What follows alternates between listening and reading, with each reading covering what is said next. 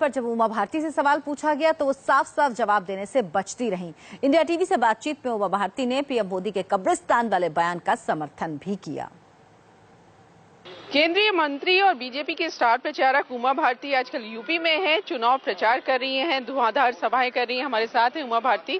किस तरह का माहौल आपको उमा जी यहाँ दिखाई दे रहा है यूपी में? ऐसी लहर मैंने 91 में देखी थी बीजेपी की, जब हमारी स्पष्ट बहुमत से सरकार बनी थी।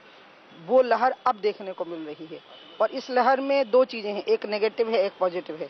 नेगेटिव है सपा और बसपा के खिलाफ एक नेगेटिव लहर चली है कि इनकी सरकार नहीं बनाना, तो सरकार किसकी बनाना, तो इसमें पॉजिटिव लहर चली है कि सरकार बीजेपी की बनाना है।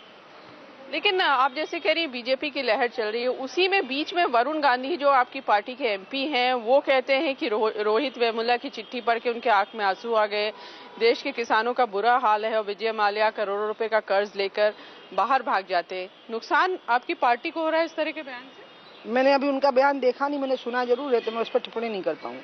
लेकिन आप कहेंगे कि इस तरह के बयानों से बचे पार्टी के एमपी?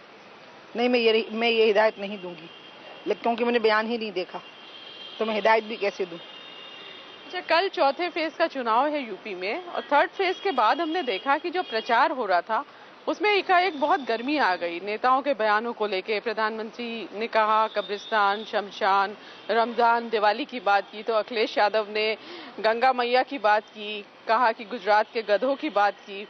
आपने भी प्रियंका और डिम्पल यादव को बरसाती मेढक बता दिया। तो एक तरह से आपको लग रहा है कि चुनाव जैसे जैसे आगे बढ़ेगा इस तरह के बयान हमें और देखने को मिलेंगे? प्रधानमंत्री ने जो रमजान और शमशान पे और कब्रिस्तान पे कहा, बिल्कुल ठीक कहा है। जब सेकुलरिज्म का मतलब ये है कि आप अल्पसंख्यकों को असुरक्षित मत रहने दीजिए, लेकिन आप बहुसंख्यकों का ध्यान मत रखिए, ये थोड़ी है सेकुलरिज्म का मतलब।